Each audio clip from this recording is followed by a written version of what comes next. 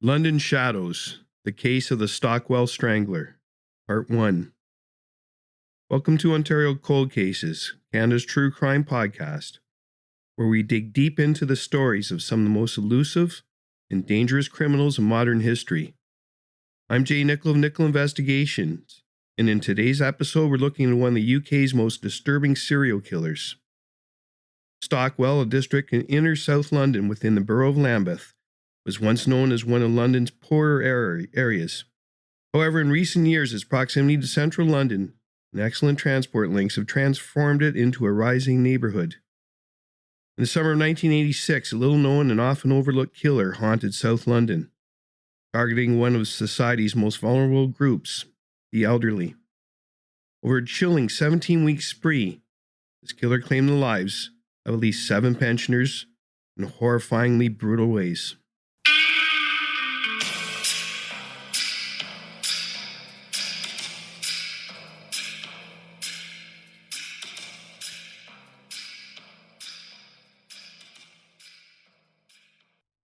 "78-year-old Nancy Ems, a retired school teacher, was one of his victims. She lived alone in a dilapidated basement flat on West Hill Road, quiet corner of Wandsworth, southwest London.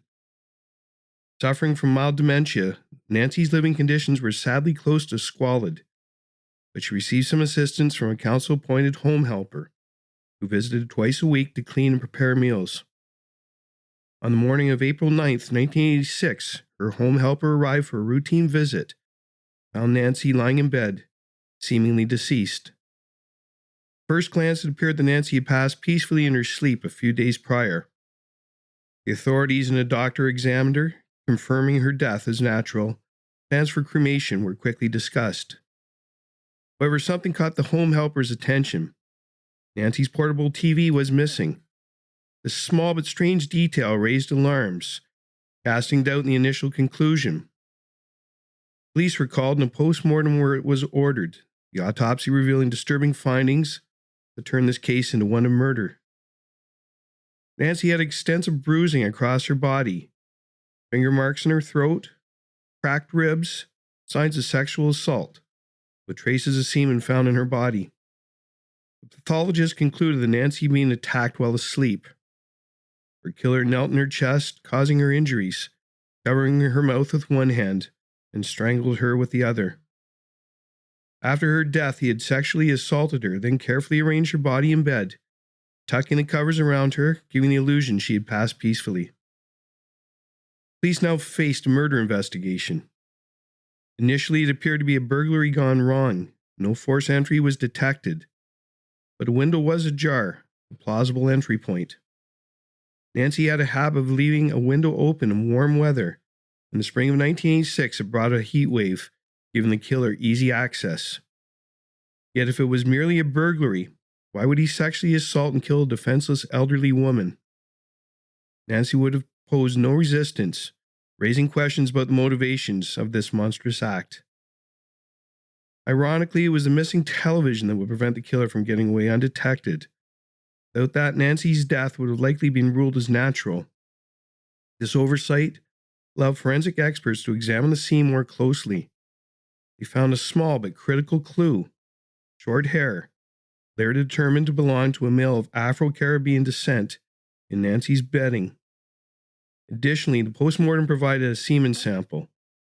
With limited forensic technology in 1986 and only the infancy of DNA profiling in the UK, police began sifting through lists of known burglars and sex offenders in South London to identify potential suspects. Up next, the second murder.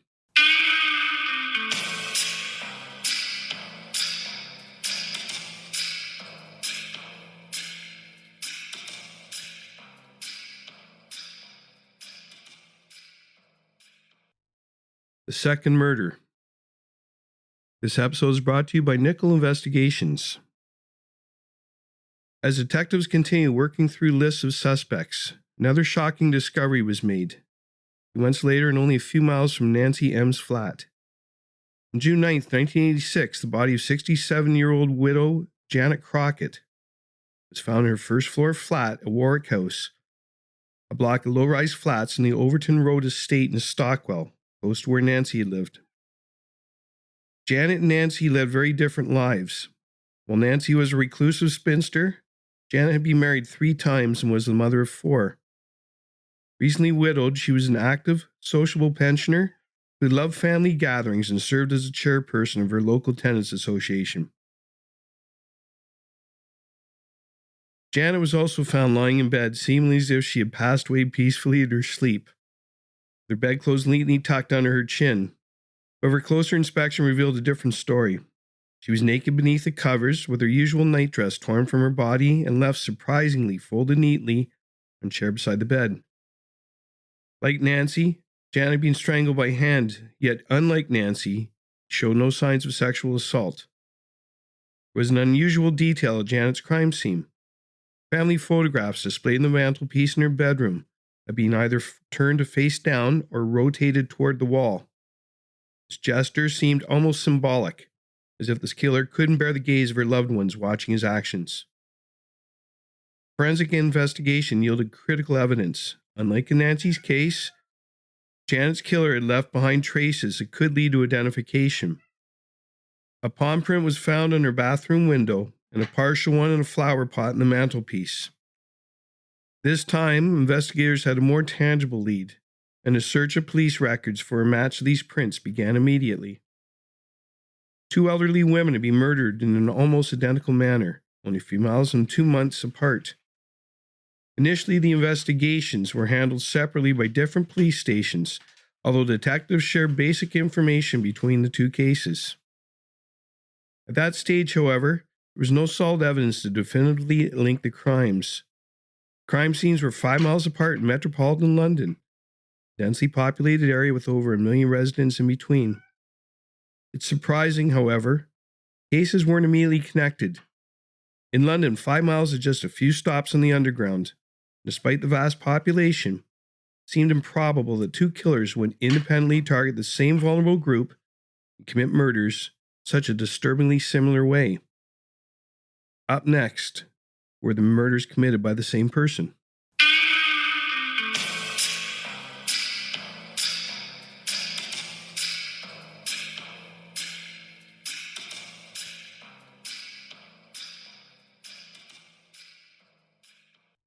Were the murders committed by the same person? Just over 2 weeks after Janet's murder, police were compelled to reconsider the possibility that the murders were unrelated. The man who would come to be known as the Stockwell Strangler struck again. This time, his victims survived, giving authorities their first description of the killer and a glimpse into his chilling mindset. Fred Prentice, retired 73-year-old pensioner, resided at Bradmead, an elderly care home on Cedars Road in Clapham. Around 3 a.m. on June 27, 1986, he was roused from sleep by the sound of footsteps in the hallway outside his room. Sitting up, he saw a shadow move past the frosted glass of his door. Moments later, his door, which was unlocked and opened, a young man dressed entirely in dark clothing entered. Mr. Prentice, frail and startled, tried to reach for his bedside light.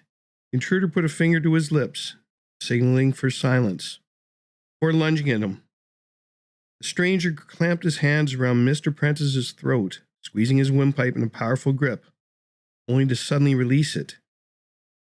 In a disturbing display, he repeated this menacing act 4 times, almost as if taunting his victim, grinning with a deranged expression and hissing one chilling word repeatedly: "Kill, kill, kill." Although unable to cry out, Mr. Prentice struggled desperately and managed to press a panic button mounted on the wall above his bed. At this, the attacker flung him against the wall before fleeing the room. By the time a warden responded to the alarm, the intruder was already gone. It was later found that he had entered through an open window, left ajar due to the oppressive heat. Fred Prentice was later to describe his horrific and frightening ordeal. He said, "I was absolutely terrified, but there was nothing I could do. He was sitting on my chest, his fingers clutching at my neck. I thought I was a goner. I kept pleading with him to let me go and take whatever he wanted and leave. He took nothing and took no notice of me. It was a nightmare. He then chucked my head against a wall and ran off. The blow almost knocked me unconscious, and I slumped to the floor, too petrified to move. I suppose he thought he must have killed me because he ran out, leaving me for dead. I was too frightened even to watch him go. I shall always have his face in my memory, his terrible grin. He ruined my life. The killer of Nancy and Janet struck again, just 2.5 weeks after he had last attacked. Detectives investigating the attempted murder of Fred Prentice considered this was linked to the 2 earlier murders, but were puzzled in the change of preference of victim. When the killer attacked both women and men. In this case, however, detectives had from Mr. Prentice a description of the man they were hunting, albeit a bit of an understandably vague one. He was described as being young in his late teens to mid-20s, dark-haired and suntanned. They theorized that he was already an experienced burglar, but when they have for some reason turned his back on burglary as a priority and to focus more upon committing murder instead. From the way he had toyed with Mr. Prentice, clearly enjoyed killing and needed to be caught and stopped before he committed more carnage. Up next, questions dispelled.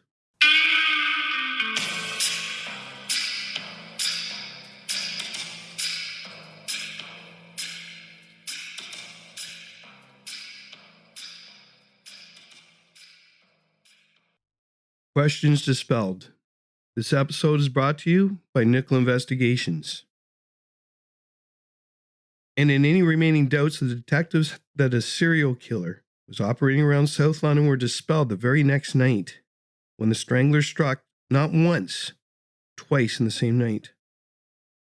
Once again, the killer struck an elderly care home, this time at Somerville Hastings House, council-run facility in Stockwell Park Crescent. In the early hours of June 28, 1986, the bodies of 84-year-old Valentine Gleam, former British Army officer, 94-year-old Zbigniew Stabrova, who was originally from Poland, were found in their neighboring rooms. Both men had been strangled by the assailant's bare hands. Valentine Gleam had also been sexually assaulted. Shortly before the bodies were discovered, night staff of the home grew suspicious when, around 4 a.m., they heard the distinctive hum of an electric razor, spotted the shadow of an intruder moving stealthily through the corridors. Armed with sticks, they alerted the police, but by the time officers arrived, the man had already vanished. Security had entered through an open window and, chillingly, taken time to wash up after the murders. In Mr. Stabrovra's ensuite bathroom, staff found a recently used flannel and plugged-in electric razor. The description given by the staff of the man they'd seen matched the one previously provided by Mr. Prentice, adding further weight to the theory of a single killer on a terrifying spree. By this time, the deranged killer had claimed 4 victims over an 11-week period. Police had finally been forced to conclude that London had another serial killer operating within it. This intensified efforts to catch him. Dozens of plainclothes police officers were placed to carry out nighttime covert surveillance at dozens of old people's homes throughout South London. The killer must have learned of this, because he struck again just over a week after the double murder in the Somerville Hastings home. But this time, he struck away from the Stockwell area. This time, the Strangler crossed the River Thames and went to the Greater London home of 82-year-old widower William Carman. Here he broke into the flat at Sybil Thorndike House on Islington's Marquess Estate in the early hours sometime between the 6th and the 9th of July. This was another low-rise block, and so entering the flat proved no problem for the experienced burglar, who had now turned experienced killer. Mr. Carman, who lived alone, found dead in his bed in the morning of the 9th of July, with his body arranged as was the killer's modus operandi. He'd been strangled in now familiar fashion, but also been sexually assaulted, and this time there were clear signs of robbery. Some 400 to 500 pounds Mr. Carman had saved and hidden in the flat had been taken, the place being ransacked, although police still believed that robbery had by now become a secondary motive. Up next, the murders continue.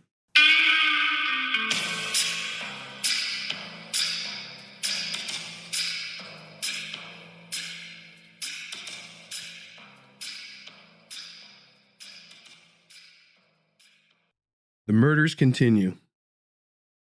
3 days after Mr. Carman was discovered, on July 12th, another elderly man was found dead, this time back across the south side of the Thames.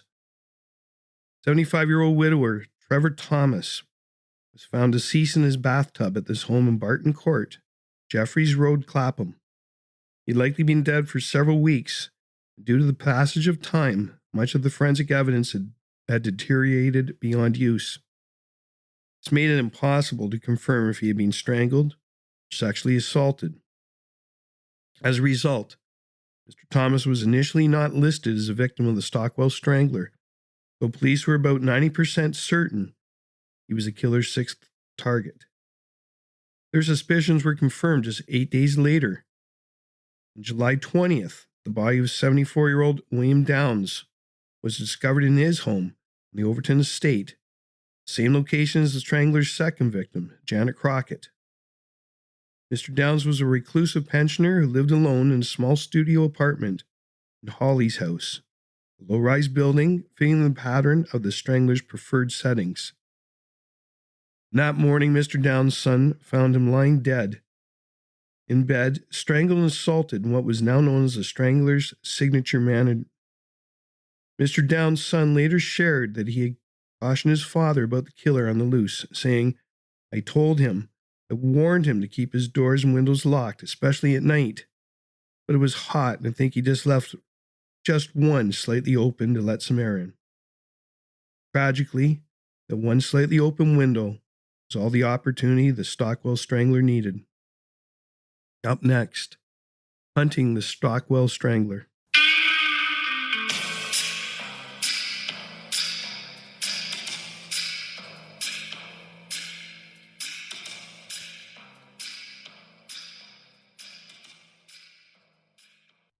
Hunting the Stockwell Strangler. This episode is brought to you by Nicoll Investigations. Detective Chief Superintendent Ken Thompson of the Metropolitan Police, but now being placed in overall charge of the case. In late July, he held a media conference, which was packed by journalists and television reporters, who by this time had been linking the murders as being part of a series, and had coined the moniker the Stockwell Strangler.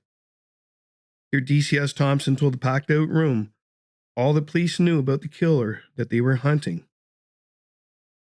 All but 2 of the murders had taken place in the Stockwell district, and all the murders had taken place in the early hours of the morning. The killer favored low-rise housing or blocks of flats, as they were easier to enter, and police believe he picked out properties where it was apparent that elderly people lived, for example. Properties that had clearly visible railings attached to the outer wall. The description gleaned from the Strangler's surviving victim, Fred Prentice, and the staff of the Somerville Hastings house, was of a young-looking white male with short dark hair and a suntan face who had a terrible, frightening grin. They believed the killer was local to or was familiar with the Stockwell area. He seemed to know his way around the network of estates and residential areas. They theorized that the Strangler could possibly have been someone who, if employed, their employment gave them regular access to old people's homes, such as a postman or milkman. He was using his employment to pick out potential targets. The theory was that the man they were hunting was an experienced burglar, although one who was quite careless and showed little forensic awareness. He left trace evidence and palm prints at a number of the murder sites. They also recognized that the killer was mentally unstable and sexually disturbed.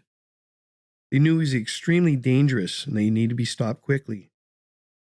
A police psychologist had been brought in to try to profile the killer, to try to determine the reason for the killer's choice of victim, and to see whether the way the victims were found was the killer attempting to cover his tracks and disguise his murders as natural deaths, or perhaps part of some bizarre psychological ritual that was important to him. Pensioners across South London were gripped with fear as national newspapers widely covered the Stockwell Strangler's killings. Sensational headlines and stories detailed the actions of this faceless monster, preying on the elderly, leaving many older people who lived alone worried they could be his next target. Chilling yet vague artist sketch often accompanies these reports, heightening the anxiety felt by the community. However, the press coverage served a critical purpose as well, alerting the public to the danger, prompting the Metropolitan Police to issue extra warnings. Elderly residents were urged to be vigilant, securing their windows and doors at night. Neighbors and family members were encouraged to check in regularly on older individuals living alone. In response, the charity Help the Aged set up a dedicated phone line for those left anxious by the killings, while police increased patrols across the area. Plainclothes detectives also maintained nightly observation points, hoping to catch the strangler in action. Meanwhile, the search for a match to the killer's palm print continued. At Mr. Downs' crime scene, the killer's palm prints were found again, this time on a garden gate, the kitchen wall of Mr. Downs' studio flat. These prints were an exact match to those lifted from the home of Janet Crockett, the strangler's second victim. Yet the killer's identity remained unknown. The challenge lay in the limitations of 1986 technology. Fingerprint records were just beginning to be digitized from physical files, and while hundreds of thousands of fingerprint records had already been converted, transfer of palm prints had not yet begun. This meant that the two sets of matching palm prints had to be manually compared to paper records held on file, a daunting task, given there were 4 million records to review. However, investigators managed to narrow their focus, known burglars and petty criminals from South London, hoping that a match would emerge soon. The team was under immense pressure. There was no telling when the strangler might strike again. They needed that match before he did. Up next, the final victim.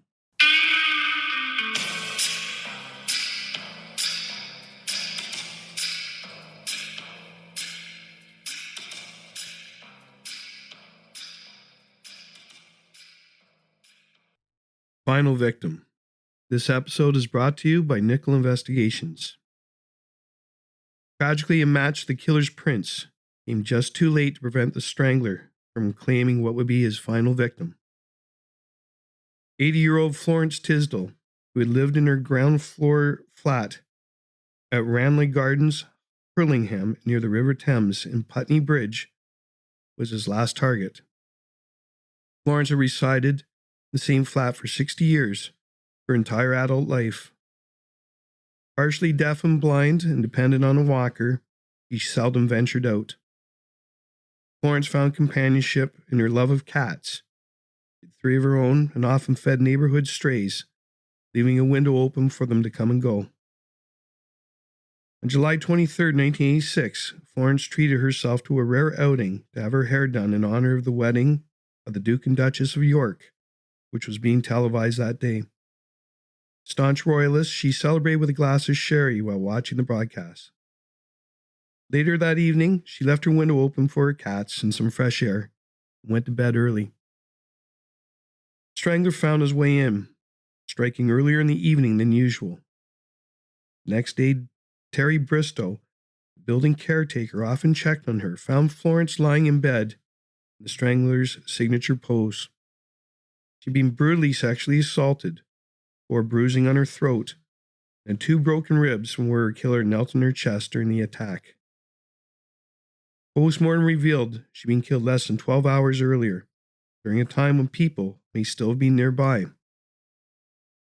However, even if Florence had somehow managed to cry out, her screams would have likely been drowned out by the celebration noise in the 8 Bells pub across the street, where a disco was held in honor of the royal wedding. Florence's death, marked by her vulnerability and the brutality of the crime, shocked both the police and the public. The Metropolitan Police faced intense criticism for their inability to capture the strangler sooner.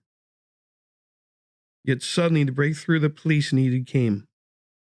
Detectives pouring through the thousands of prints on file for a match to the palm prints that the strangler had left at 2 of the crime scenes found a match in police files. The strangler suddenly had a face and a name. Thank you for tuning in to today's episode of Ontario Cold Cases, Canada's True Crime Podcast. We trace a terrifying path, the Stockwell Strangler, and the mounting investigation that ultimately unmasked him. Next time, we'll take a deep dive into the man behind the moniker. A shocking look at his life, his twisted motives, and the psychological profile that emerged. We'll also walk through his trial, examining the evidence, the chilling testimonies, and the public and legal reactions to his brutal acts. Join us as we explore how justice was finally served and the lasting impact of these horrific crimes on the community. Be sure to subscribe to Ontario Cold Cases, Canada's True Crime Podcast. Follow us on social media for more updates.